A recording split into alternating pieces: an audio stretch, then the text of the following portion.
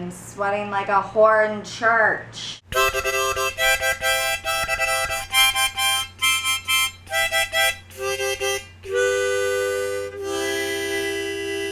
Hey guys, I'm CandidCrandell, and today I'm going to be talking about Season 3 of Grey's Anatomy. If you haven't already, feel free to check out my recaps of Seasons 1 and 2 of Grey's Anatomy. The links are right down here in the description. Where we left off at the end of Season 2, Meredith and McDreamy did the McNasty in an exam room. Meredith says that she can't find her panties. At the beginning of Season 3, her panties are found. Not by Derek, and not by her, but by Addison. Where were they, you ask? Derek's tux pocket. Whoop.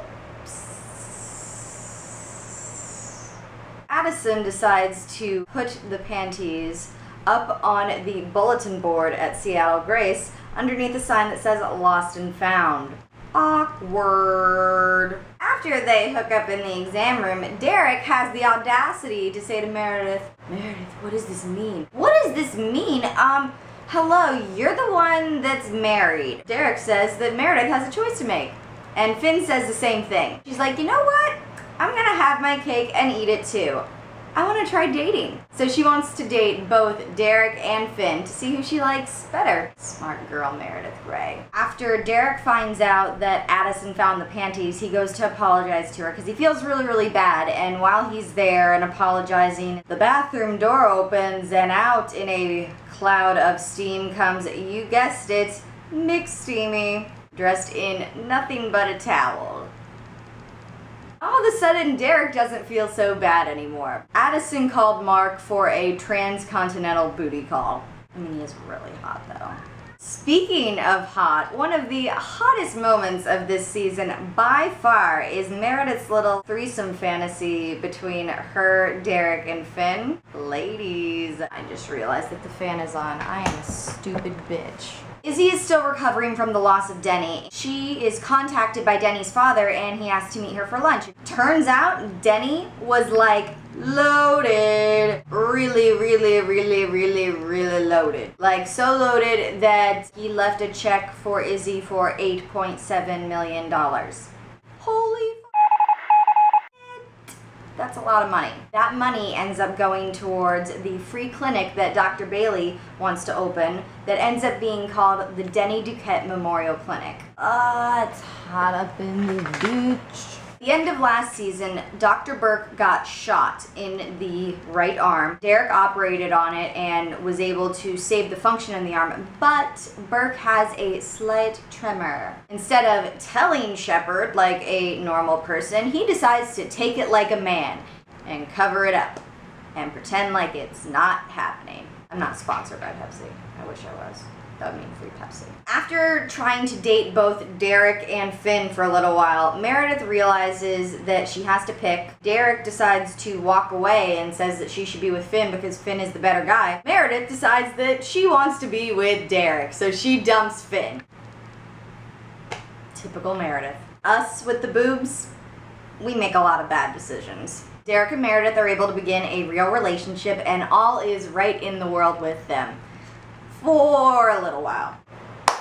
Cornbread.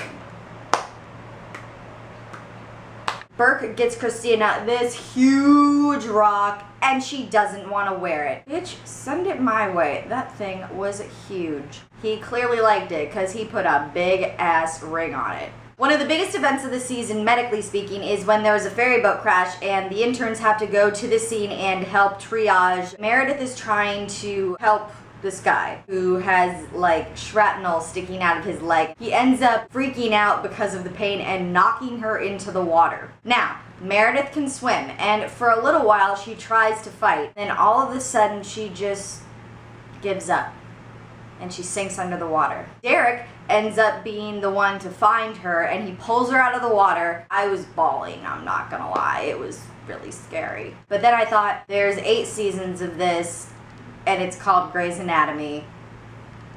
They're not going to kill off Meredith Grey. Derek feels like Meredith just isn't in it as much as he is. When he is throwing Burke's bachelor party at Joe's, there is a girl that comes right up and flirts with him and asks if she can buy him a drink. No, bitch, back off, that's Meredith Grey's man. But Derek is a good guy. He is like, you know what, I'm gonna pass. The next day, he tells Meredith, I met this girl at Joe's last night. She wanted to buy me a drink. She was pretty. I enjoyed flirting with her. It was the highlight of my week. Whoa! Meredith almost died like a couple weeks ago. Her mom is dead. How about a little bit of sensitivity here, McDreamy? You are being a McDouchebag. And of course, the one thing that everybody wants to know is whether or not Christina is gonna make it down that aisle. Burke's mom ends up shaving off Christina's eyebrows hours before her wedding. I would flip a shit. Burke says that he can't marry her and that he has to let her go because he's asking her to be someone that she's not. Now you say this when she's in the corset and the dress and had her eyebrows shaved off. What? Okay, Preston Burke. And because Christina doesn't make it down the aisle, Meredith sees that as a sign that she and Derek aren't going to work either. And so she ends things with Derek. Oh, Meredith Grey, you are a stupid bitch sometimes. Derek Shepherd is a serious McHottie, and he wants to wife you and have kids with you and do you every night. What's not to like about that? So that was Grey's Anatomy Season 3 from my perspective. Let me know what some of your favorite moments from Season 3 were. Tune in on Friday when I am talking about Season 4. As always, if you don't already, you can follow me on Twitter. My username is CandidCrandell. You can also follow me on Tumblr, username CandidCrandell. And you can follow me on Instagram, username, you guessed it, CandidCrandell. Thank you guys so much for watching, and I will see you on Friday. Bye.